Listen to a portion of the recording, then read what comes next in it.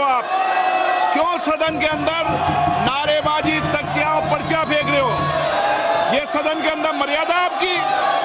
क्या आप सदन बाधित करना चाहते हैं? ऑपरेशन सिंदूर पर चर्चा नहीं करना चाहते? मिस्टर गोगोई और आप सब राजनीतिक दल के लोग आए थे, आपने कहा ऑपरेशन सिंदूर पर चर्चा होनी चाहिए, फिर आप सदन बाधित कर रहे हैं। आखिर सदन आप क्यों नहीं चलने दे रहे? प्रश्नकाल माननीय सदस्यों का सबसे महत्वपूर्ण समय होता है।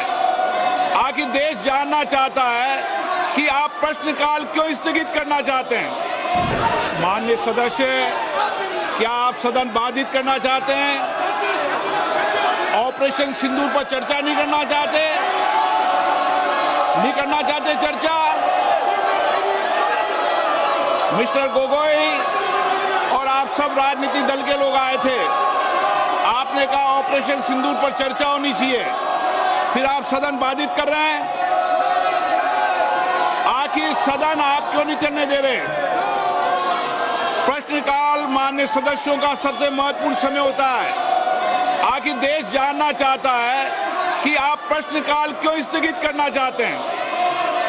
क्यों आप प्रश्नकाल के अंदर नियोजित बाधा करना चाहते हैं? माननीय प्रतिपक्ष के नेता, आपके दल के नेताओं को समझाओ, इनको सदन में पर्चे फेंकने के लिए, तख्तियां लाने के लिए नहीं भेजा है। आप प्रश्नकाल नहीं चलाना चाहते? आखिर जवाब दो।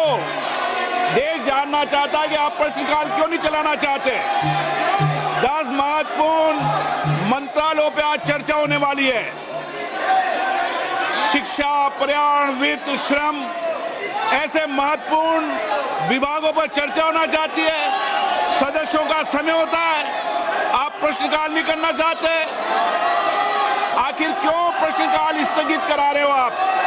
क्यों सदन के अंदर नारेबाजी, तख्तियां और पर्चा फेंक रहे हो? ये सदन के अंदर मर्यादा आपकी? देश देखना चाहता है कि आप नियोजित तरीके से सदन को बाधित करते हैं, संसद की मर्यादाओं को गिराते हैं, गरिमा को गिराते हैं। आप चर्चा नहीं करना चाहते, आप मुद्दों पर विषय नहीं रखना चाहते, प्रश्नकाल पर माननीय सदस्यों को बोलने नहीं देते आप। ये तरीका आपका उचित नहीं है। मैं फिर आपको आग्रह कर रहा हूं, सदन की मर्यादाओं को बना के रखो।